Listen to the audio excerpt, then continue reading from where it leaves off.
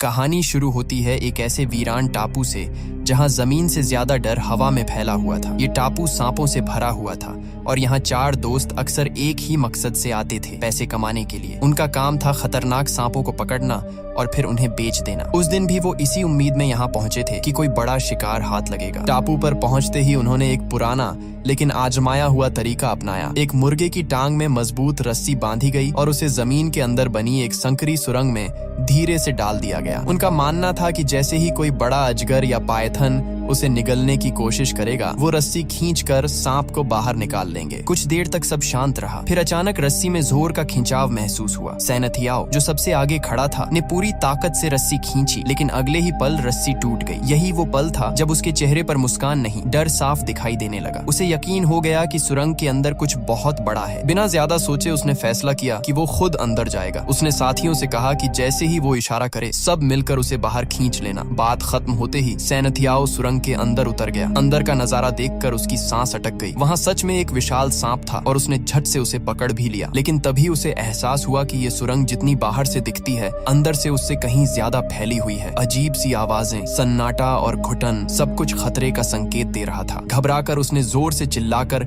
साथियों को उसे बाहर खींचने का इशारा किया। बाहर खड़ा अरबिंग, जो भारी भरकम शरीर वाला आदमी था, इसे मजाक समझ बैठा। उसे लगा सैनथियाओ डराने के लिए नाटक कर रहा है। हंसते हुए उसने मदद करने के बजाय उसके पैरों में गुदगुदी करनी शुरू कर दी। लेकिन मजाक उस वक्त खत्म हुआ जब सैनथियाओ की चीखें सच में डर से भर गईं। अब तीनों दोस्त एक साथ रस्सी खींचने लगे, मगर तब तक देर हो चुकी थी। सुरंग के अंदर से एक बेहद विशाल सांप झपटा और पल भर में सैनथियाओ को अपनी पकड़ में लेकर अंदर खींच ले गया। घबराए हुए अरबिंग ने हाथ डालकर उसे बचाने की कोशिश की, लेकिन अगले ही सेकंड एक सांप ने उसके हाथ को जकड़ लिया। बड़ी मुश्किल से उसे बाहर खींचा गया। उसके हाथ से चिपका वो सांप तुरंत मार दिया गया, लेकिन नुकसान हो चुका था। सुरंग के अंदर से आ रही भयानक अजीब सी आवाजें अब किसी आम सांप की नहीं लग रही थीं। सबको लगने लगा कि वहां कोई और ही खौफनाक चीज छिपी है। डर के मारे वो लोग बिना पीछे देखे अपनी नाव की ओर भागे। रात हो चुकी थी, बारिश तेज हो रही थी, नाव आगे बढ़ रही थी और अरबिंग अंदर ही अंदर टूट चुका था। उसे लग रहा था कि सैनथियाओ की मौत का जिम्मेदार वही है। इसी बात पर नाव में बहस शुरू हो गई और तभी अचानक उनकी नाव को नीचे से जोरदार टक्कर लगी। उस झटके के बाद उन सबके दिमाग में एक ही ख्याल घूमने लगा, कहीं वही टापू वाला खौफनाक मॉन्स्टर उनका पीछा तो नहीं कर रहा। वो कुछ समझ पाते उससे पहले ही नाव को एक और जबरदस्त झटका लगा। इस बार असर इतना ज्यादा था कि पूरी नाव बुरी तरह डगमगा गई और डाबिंग अपना संतुलन खोकर सीधे पानी में गिर गया। डाबिंग को गिरते देख बामियान घबराकर नाव के ऊपर चढ़ा और तुरंत लाइट चालू कर दी। उधर अरबिंग ने बिना वक्त गंवाए रस्सी से बंधा हुआ टायर पानी में फेंक दिया ताकि डाबिंग उसे पकड़ सके। सब कुछ सेकंड में हुआ, लेकिन डर का माहौल और गहरा होता जा रहा था। इसी बीच जैसे ही अरबिंग की नजर बामियान की तरफ गई, उसके पीछे उसे एक बेहद विशाल सांप खड़ा दिखाई दिया। अगले ही पल वो सांप वहां से गायब हो गया, जैसे पानी में घुल गया हो। इससे पहले कि कोई कुछ कर पाता, उसी सांप ने पानी में गिरे डाबिंग पर हमला कर दिया और पल भर में उसकी जान चली गई। अरबिंग ने हिम्मत जुटाकर भाले से उस सांप पर वार करने की कोशिश की, लेकिन वो सांप आम नहीं था। उसने पलटकर इतना जोरदार हमला किया कि अरबिंग हवा में उछल गया और जमीन पर गिरने से पहले ही उस सांप का शिकार बन गया। अब नाव पर सिर्फ बामियान बचा था। उस विशाल सांप का आकार देखकर उसका डर हद से ज्यादा बढ़ चुका था। वो कांपते हुए सांप से रहम की भीख मांगने लगा और बार बार कहने लगा कि अगर उसकी जान बख्श दी गई तो वो कभी भी दोबारा सांप नहीं पकड़ेगा। लेकिन सांप नहीं रुका। वो नाव पर चढ़ता हुआ उसकी ओर बढ़ने लगा। तभी बामियान की नजर नाव में रखे एक कैमरे के पास पड़ी कुछ अजीब सी चीजों पर गई। वो सांप के अंडे थे। असल में वही वजह थी जिसकी वजह से वो विशाल सांप इस नाव तक पहुंचा था। अपने अंडों को देखते ही वो और आक्रामक हो गया और अगले ही पल बामियान की भी जान चली गई। कुछ दिनों बाद कहानी एक नई जगह पर पहुंचती है। एक औरत घबराई हुई हालत में शेन नाम के एक आदमी को अपने घर की तरफ ले जा रही थी। शेन एक पेशेवर स्नेक रेस्क्यूअर था। उस औरत के घर में एक खतरनाक सांप घुस आया था, इसलिए उसने मदद के लिए शेन को बुलाया था। घर के अंदर कदम रखते ही शेन की नजर कुछ सांप के अंडों पर पड़ी। पूछने पर पता चला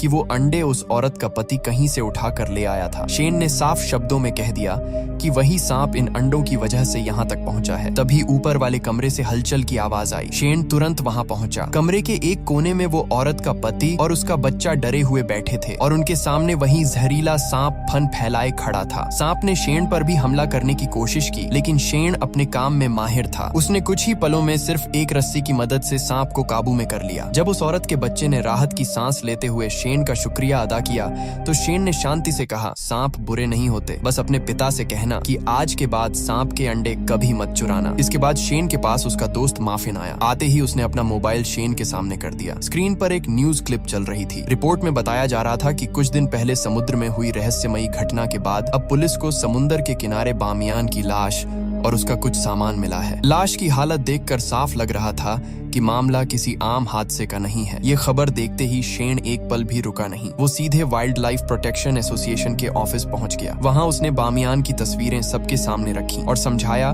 कि शरीर पर बने दांतों के निशान किसी साधारण सांप के नहीं हैं। उसके मुताबिक ये निशान टाइटन पाइथन के हैं, जिसकी लंबाई करीब 15 मीटर तक हो सकती है और ऐसे सांप सिर्फ एक ही जगह पाए जाते हैं, स्नेक आइलैंड पर। शेन का मानना था कि अब देर नहीं करनी चाहिए। उसने संगठन की ताकत का इस्तेमाल करते हुए सरकार से स्नेक आइलैंड को नेचर रिजर्व घोषित करने की अपील करने की बात कही, लेकिन वहीं मौजूद एनवायरनमेंट प्रोटेक्शन डिवीजन की सीनियर अधिकारी जाओ ने उसकी बात काट दी। उसका कहना था कि इंटरनेशनल स्नेक ऑर्गेनाइजेशन के रिकॉर्ड के मुताबिक इस तरह के विशाल सांप धरती से लगभग 58 साल पहले ही विलुप्त हो चुके हैं। शेन ने बहस करने के बजाय सबूत सामने रख दिया। उसने बामियान के कैमरे से रिकॉर्ड की गई आखिरी वीडियो चलाई। वीडियो में साफ तौर पर उस विशाल टाइटन पाइथन की झलक दिखाई दे रही थी। जैसे ही वीडियो खत्म हुई, कमरे में कुछ पल के लिए सन्नाटा छा गया। सबकी आंखें हैरानी से खुली रह गईं। अब हालात बदल चुके थे। सबने फैसला किया कि जाओ खुद शेन के साथ स्नेक आइलैंड जाएगी और सच्चाई का पता लगाएगी। लेकिन रवाना होने से पहले जाओ को एक और चौंकाने वाली बात पता चली। शेन सिर्फ एक स्नेक रेस्क्यूअर नहीं था, वो पहले फौज में रह चुका था और साथ ही उसे स्नेक किंग के वंशज के रूप में भी जाना जाता था। उधर दूसरी तरफ कहानी एक नए मोड़ पर पहुंचती है। एक बड़ी रियल एस्टेट कंपनी का मालिक पैन 4 वीरान द्वीपों को टूरिज्म प्रोजेक्ट में बदलने की तैयारी कर चुका था। इन्हीं द्वीपों में स्नेक आइलैंड भी शामिल था। पैन इस प्रोजेक्ट में पहले ही भारी पैसा लगा चुका था और अब वो किसी भी कीमत पर पीछे हटने को तैयार नहीं था। इसी मकसद से वो जिन नाम के एक शख्स से मिलने पहुंचा जो ब्लैक मार्केट में सांपों को पकड़कर बेचने के लिए जाना जाता था। पैन को पता था कि अगर इस टापू से सांपों का खात्मा करना है तो उसे जिन जैसे लोगों की ही जरूरत पड़ेगी। पैन ने जिन के सामने सोने की कुछ ईंटें रखी और साफ शब्दों में कहा कि किसी भी हाल में शेन को रोका जाना चाहिए। अगर शेन ने ये साबित कर दिया कि उस टापू पर सच में टाइटन पाइथन मौजूद है तो उसके पूरे टूरिज्म प्रोजेक्ट में लगाया गया पैसा मिट्टी में मिल जाएगा। जिन ने बिना ज्यादा सोचे जवाब दिया कि वो ऐसी हालत पैदा ही नहीं होने देगा। अगले ही दिन शेन, जाओ और उनका दोस्त माफिन एक नाव के जरिए उसी खतरनाक टापू की तरफ निकल पड़े। सफर के दौरान शेन ने दूरबीन से आसपास का जायजा लिया तो उसकी नजर दूर एक दूसरी नाव पर पड़ी। ध्यान से देखने पर उसे जिन अपने गुंडों के साथ उसी दिशा में जाता दिखाई दिया। उसी पल शेन समझ गया कि जिन और पैन के बीच डील हो चुकी है। टापू पर पहुंचते ही जिन ने अपने आदमियों से वहां रुकने का पूरा इंतजाम करवाया और तुरंत टाइटन पाइथन को पकड़ने की योजना बनाने लगा। सब कुछ उनके कंट्रोल में लग रहा था, लेकिन तभी हालात बदलने लगे। जिन का आदमी मुताऊ थोड़ी दूरी पर शौच के लिए गया था, वहीं पास में बंधा उसका कुत्ता अचानक जोर जोर से भौंकने लगा। उसे झाड़ियों में कुछ अजीब सा महसूस हो रहा था। अगले ही पल कुत्ता अपनी रस्सी तोड़कर उन्हीं झाड़ियों में भाग गया और फिर वापस नहीं लौटा। ये देखकर मुताऊ के दिल में डर बैठ गया, लेकिन असली खौफ तब सामने आया जब उसने महसूस किया कि कोई बेहद भारी चीज तेजी से उसकी तरफ बढ़ रही है। कुछ ही देर बाद मुताऊ लड़खड़ाता हुआ वापस टेंट्स की तरफ पहुंचा। उसकी हालत देखकर साफ लग रहा था कि उसके साथ कुछ बहुत गलत हुआ है। उसी वक्त उसके पीछे से एक विशाल कोबरा भी बाहर निकल आया। वही कोबरा मुताऊ की इस हालत की वजह था। कोबरा को देखते ही वहां अफरा तफरी मच गई और सब लोग जान बचाकर भागने लगे, लेकिन तभी वो कोबरा एक आदमी के सामने फन फैलाकर रुक गया। माहौल इतना तनावपूर्ण था कि अगर वो आदमी जरा भी हिलता तो उसकी मौत तय थी। तभी पास के एक टेंट से एक लड़की और 2 आदमी बाहर निकले जो आपस में भाई बहन थे। हालात कितने भी खतरनाक क्यों न हो, उन्होंने फैसला खेल के जरिए करने का किया। उन्होंने रॉक पेपर सीजर खेलना शुरू किया और तय हुआ कि जो जीतेगा वही उस विशाल कोबरा को पकड़ेगा। ये खेल हॉन्ग नाम के आदमी ने जीत लिया। हॉन्ग इस काम में इतना माहिर था कि उसने बिना वक्त गंवाए कोबरा को काबू में किया और कुछ ही सेकंड में उसे एक बैग में बंद कर दिया। इसके बाद उसने वो बैग जाकर सीधे जिन को सौंप दिया। इसी दौरान शेन भी अपने साथियों के साथ वहां पहुंच गया। आते ही उसने जिन से साफ कहा कि उस कोबरा को तुरंत छोड़ दिया जाए। बातों बातों में माहौल गर्म हो गया। थोड़ी बहस के बाद जिन ने तंज भरे अंदाज में कहा कि अगर शेन उसकी पकड़ से वो कोबरा वाला बैग छीन ले तो वो उसे ले जा सकता है। अगले ही पल हालात हाथापाई तक पहुंच गए। शेन का फौजी बैकग्राउंड यहाँ साफ नजर आ रहा था। उसकी चालें तेज और सटीक थीं। कुछ ही पलों में उसने जिनको काबू में कर लिया और कोबरा वाला बैग अपने हाथ में ले लिया। अपने बॉस को हारता देख जिनके गुंडों ने तुरंत शेन, माफिन और जाओ पर हथियार तान दिए। माहौल पल भर में और खतरनाक हो गया, लेकिन जिन ने हाथ उठाकर उन्हें रोक दिया। उसने सबको पीछे हटने का इशारा किया। भले ही वो ये लड़ाई हार चुका था, लेकिन उसके चेहरे से साफ लग रहा था कि असली खेल अभी बाकी है। उधर शेन और उसके साथी उस कोबरा को सुरक्षित तरीके से आजाद कर देते हैं। इसके बाद वो पूरे इलाके में घूम घूम कर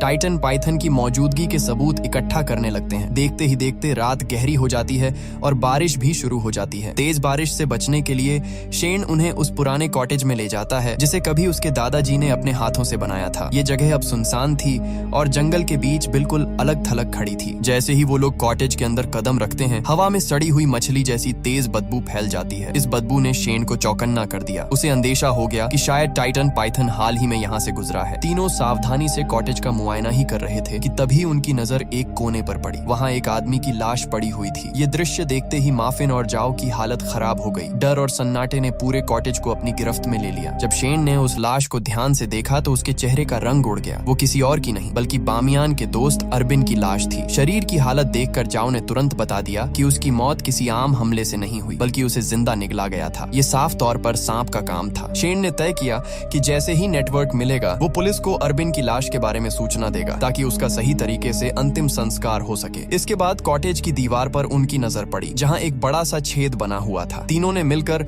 उस छेद के सामने भारी सामान लगा दिया ताकि कोई भी सांप अंदर न घुस सके। थोड़ी देर बाद जाओ कपड़े बदलने चली गई और शेन सबके लिए खाना बनाने लगा। लेकिन कपड़े बदलते वक्त जाओ को अजीब सा एहसास हुआ जैसे कोई उसे छुपकर देख रहा हो। उसने आसपास नजर दौड़ाई मगर कुछ दिखाई नहीं दिया। डर को नजरअंदाज करते हुए वो वापस शेन और माफिन के पास आ गई। खाने के बाद माफिन को शेन के दादाजी के एक पुराने संदूक से एक तस्वीर मिली। उस तस्वीर में साफ तौर पर टाइटन पाइथन दिखाई दे रहा था। उधर शेन और जाओ को फिर से किसी की मौजूदगी महसूस होने लगी। जब शेन ने दरवाजा खोलना चाहा तो पता चला कि दरवाजा बाहर से बंद किया गया था। उसी वक्त माफिन की नजर अरबिन की लाश पर डाले कपड़े पर गई। उसके नीचे कुछ हिल रहा था। डर के मारे उसकी आवाज तक नहीं निकल पा रही थी। शेन ने हिम्मत करके कपड़ा हटाया तो नीचे एक जहरीला सांप फुफकार रहा था। शेन ने तुरंत उसे पकड़कर दूर फेंक दिया, लेकिन खतरा अभी खत्म नहीं हुआ था। दूसरे ही पल एक और सांप ने माफिन को काट लिया। हालात हाथ से निकलते देख शेन ने आग का इस्तेमाल किया और दोनों सांपों को पीछे हटने पर मजबूर कर दिया। उसने अपने बैग से जहर का एंटीडोट निकाला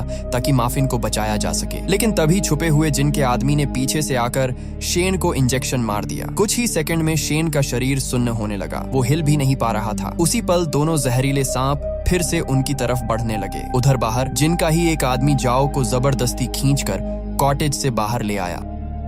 उसकी नीयत साफ नहीं थी। वो जाओ के साथ कुछ गलत करने ही वाला था कि तभी झाड़ियों के पीछे से टाइटन पाइथन निकला। एक ही पल में उस आदमी को अपनी पकड़ में लिया और घसीटते हुए जंगल के अंदर ले गया। जाओ किसी तरह उसकी पकड़ से छूट गई। घबराई हुई जाओ भागकर वापस कॉटेज के अंदर आई। शेन और माफिन की हालत देखकर उसका दिल बैठ गया, लेकिन शेन ने मुश्किल से उसे एंटीडोट की तरफ इशारा किया। बिना वक्त गंवाए जाओ ने दोनों को एंटीडोट दे दिया और उनकी जान बच गई। अगली सुबह हालात थोड़े संभले। तीनों फिर से टाइटन पाइथन को ढूंढने के लिए निकल पड़े। तलाश के दौरान उन्हें एक पेड़ से लटकी हुई एक बड़ी सांप की केंचुली मिली। ये साफ सबूत था कि टाइटन पाइथन इसी टापू पर मौजूद है। हालांकि शेन जानता था कि सिर्फ इतना काफी नहीं है। सच साबित करने के लिए उन्हें अभी और भी ठोस सबूत इकट्ठा करने थे। इसी दौरान उनकी नजर पास ही जमीन पर पड़े योंग पर पड़ी। उसकी हालत बेहद खराब थी, जैसे उसकी जान किसी भी पल निकल सकती हो। शेन ने बिना देर किए अपना एंटीडोट निकाला और उसे दे दिया। कुछ ही देर में योंग की सांसें संभलने लगीं और उसकी जान बच गई। लेकिन तभी जाओ की नजर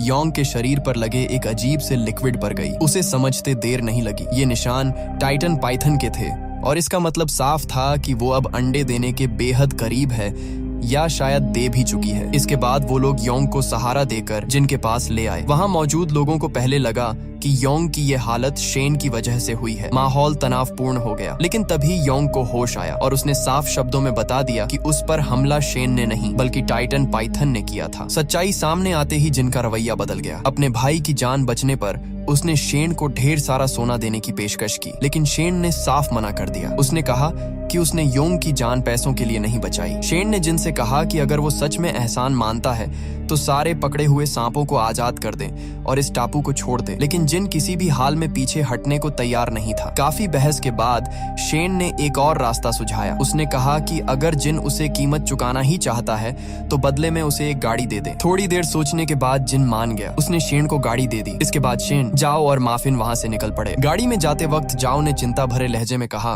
कि उसके हिसाब से टाइटन पाइथन अब तक अंडे दे चुकी होगी। अगर वो अंडे जिन के हाथ लग गए तो हालात और भी बिगड़ सकते हैं। पाइथन के बच्चों के बचने के चांस वैसे ही बहुत कम होते हैं। उसने साफ कहा कि उन्हें वो अंडे अपने साथ ले जाने होंगे। इस टापू पर टाइटन पाइथन की मौजूदगी साबित करने के लिए इससे बड़ा और ठोस सबूत कोई हो ही नहीं सकता। चलती गाड़ी में शेन ने आखिरकार जाओ को अपनी सच्चाई बता दी। उसने कहा कि वो स्नेक किंग फैमिली का वंशज है और सांपों की हिफाजत करना ही उसका असली मकसद रहा है। उसके दादाजी हमेशा कहते थे कि टाइटन पाइथन आज भी इस दुनिया में मौजूद है, लेकिन शेन ने कभी इस बात को गंभीरता से नहीं लिया। बामियान की मौत के बाद जब उसने उस पाइथन की रिकॉर्डिंग देखी तब उसे अपने दादाजी की बातों पर यकीन हो गया। शेन ने साफ कहा कि वो चाहता है सरकार इस टापू को नेचर रिजर्व घोषित करे ताकि लालच में आकर लोग यहाँ न आए और अपनी जान न गंवाएं। वो लोग अभी बात कर ही रहे थे कि अचानक गाड़ी के सामने से टाइटन पाइथन गुजर गया, इतना करीब कि सबकी सांसें थम गईं। बिना वक्त गंवाए शेन ने गाड़ी मोड़ी और उसका पीछा शुरू कर दिया ताकि इस बार पक्के सबूत के तौर पर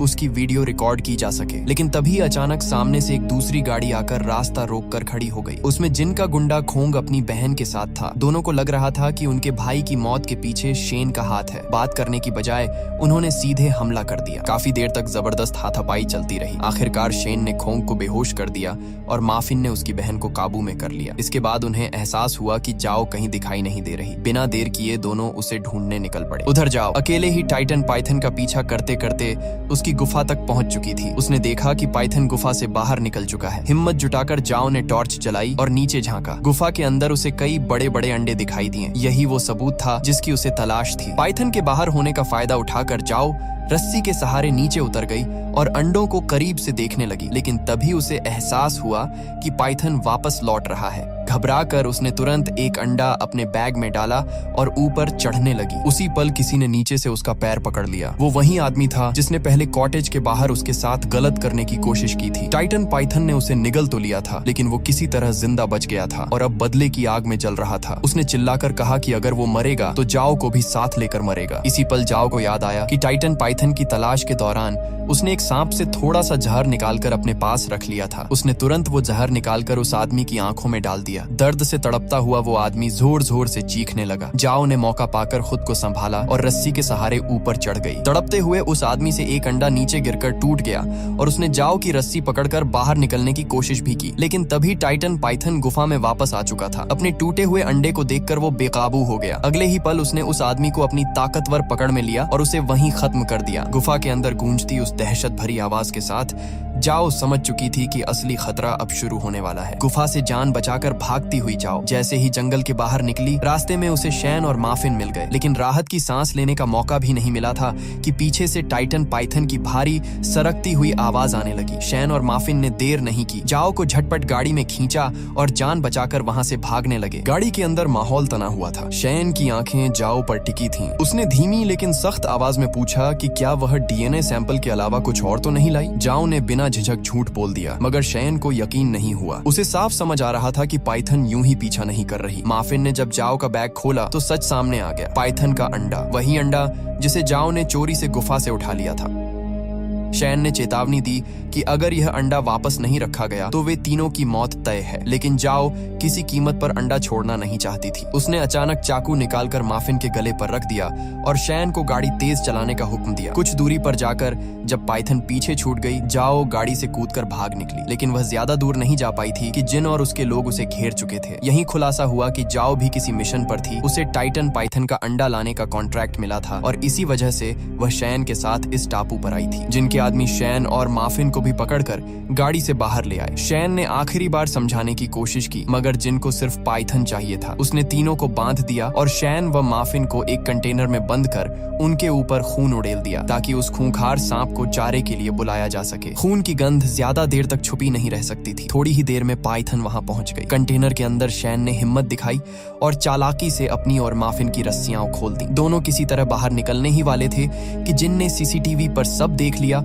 और बाहर से कंटेनर का दरवाजा बंद करवा दिया। वे फिर से फंस चुके थे। यह सब जाओ देख चुकी थी। उसने भी अपने हाथ खोल लिए और उन्हें बचाने के लिए दौड़ पड़ी। जिन के गुंडे उसके पीछे पड़ गए, लेकिन उसने यॉन के गले पर चाकू रखकर उसे बंधक बना लिया और मौका मिलते ही कंटेनर के ऊपर चढ़ गई। अब खेल पूरी तरह बदल चुका था। जाओ ने बिना एक पल गंवाए कंटेनर के ऊपर बनी छोटी सी खिड़की खोल दी। अंदर फंसे शैन और माफिन ने किसी तरह पाइथन से बचते हुए बाहर छलांग लगाई और सीधे जिन और उसके लोगों पर टूट पड़े। हालात पूरी तरह बेकाबू हो चुके थे। होंग शैन पर भारी पड़ रहा था और उसे मारने ही वाला था, लेकिन तभी अचानक टाइटन पाइथन ने उसे दबोच लिया और देखते ही देखते उसका काम तमाम कर दिया। उधर माफिन भी बुरी तरह पिट रहा था। जैसे ही उसे मौका मिला, उसने कंटेनर का दरवाजा खोल दिया और अंदर कैद पाइथन को बाहर छोड़ दिया। बस फिर क्या था, पूरा इलाका युद्ध का मैदान बन गया। लोग जान बचाकर भागने लगे। पाइथन ने जिन के भाई योंग को भी अपना शिकार बना लिया। जिन पागल हो गया और इसके लिए सीधे शैन को जिम्मेदार ठहराने लगा। गुस्से में आग बबूला जिन लकड़ी काटने वाले बड़े ब्लेड से शैन पर टूट पड़ा। शैन की जान जाते जाते बची, जब आखिरी पल में माफिन ने जिन को धक्का देकर गिरा दिया। इसी अफरा तफरी में जाओ अंडा उठाकर सीधा नाव की तरफ भागी। वह किसी भी कीमत पर इस टापू से निकलना चाहती थी, लेकिन नाव तक पहुंचने से पहले ही जिन वहां आ गया और उसने जाओ को बुरी तरह पीटकर अधमरा कर दिया। फिर जैसे ही उसने नाव स्टार्ट की, शैन और माफिन भी वहां पहुंच गए। जिन ने तुरंत जाओ के गले पर चाकू रख दिया और दोनों को नाव से उतरने को कहा, लेकिन जाओ ने अचानक उसके हाथ पर काट लिया। गुस्से में जिन ने चाकू उसकी पीठ में घुसा दिया। तभी शैन ने आग बुझाने वाला यंत्र उठाकर जिन पर फेंका और उससे भिड़ गया। इस बार भी जिन शैन को मारने ही वाला था, लेकिन माफिन ने फिर से उसकी जान बचा ली। तभी शैन की नजर नाव के पास आती उस विशाल पाइथन पर पड़ी। उसे समझ आ गया कि अगर अंडा वापस नहीं किया गया तो कोई नहीं बचेगा। आखिरकार उसने अंडा लौटाने का फैसला कर लिया, लेकिन तभी जिन चाकू लेकर पाइथन के सामने खड़ा हो गया। अगली ही पल वह भी उस खूंखार सांप का शिकार बन चुका था। पाइथन ने अपना अंडा उठाया, शैन, माफिन और जाओ की तरफ एक बार देखा और बिना किसी और नुकसान के वहां से लौट गया। इतनी तबाही और मौत के बाद जाओ टूट चुकी थी। उसने शैन से अपनी बेवकूफी के लिए माफी मांगी और उसकी जान बचाने के लिए शुक्रिया अदा किया। अब उसे समझ आ गया था कि कुछ चीजें लालच से नहीं, समझदारी से संभाली जाती हैं। सब कुछ शांत हो चुका था, मगर जाओ के मन में अभी भी एक सवाल घूम रहा था। उसने शैन से पूछा कि क्या अब भी उनके पास इतना सबूत बचा है कि इस टापू को नेचर रिजर्व घोषित कराया जा सके। शैन ने बिना कुछ कहे अपने पास रखी वह पुरानी तस्वीर निकाली। वही तस्वीर जो उसके दादाजी ने कभी उस विशाल पाइथन की खींची थी। वही आखिरी सबूत था जो इस जगह को दुनिया से बचा सकता था। लेकिन शैन ने हल्की सी मुस्कान के साथ कहा कि अगर किसी चीज को सच में बचाना हो तो उसे दुनिया की नजरों से दूर रखना ही बेहतर होता है। यह कहकर उसने वह तस्वीर भी समुद्र में उछाल दी। तस्वीर पानी में डूबती चली गई और उसी के साथ यह कहानी भी खत्म हो गई। अगर तुम्हें यह कहानी पसंद आई हो तो वीडियो को लाइक जरूर करना, और अगर तुम इस चैनल पर नए हो तो चैनल को सब्सक्राइब कर लो, क्योंकि यहाँ ऐसी ही दिलचस्प और रोमांचक कहानियां मिलती रहती हैं। तो फिर मिलते हैं अगली इंटरेस्टिंग वीडियो के साथ। तब तक के लिए टाटा और गुड बाय।